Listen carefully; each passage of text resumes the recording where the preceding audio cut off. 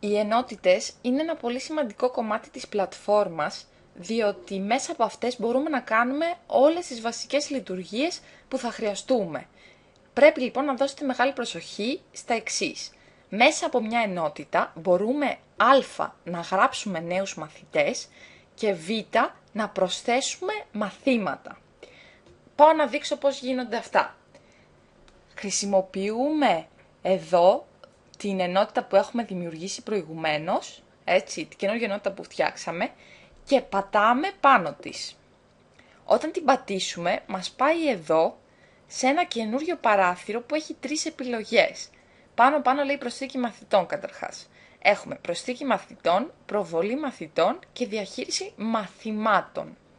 Ξεκινάμε με προσθήκη μαθητών.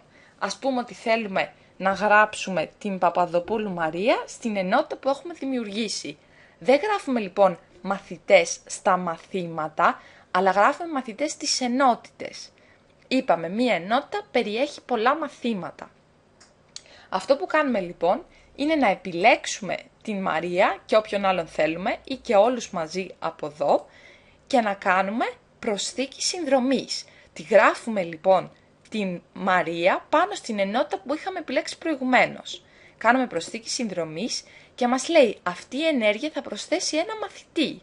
Πατάμε αποθήκευση και όταν πάμε στην προβολή μαθητών εδώ δηλαδή, βλέπουμε ότι η Παπαδοπούλου Μαρία προσθέθηκε.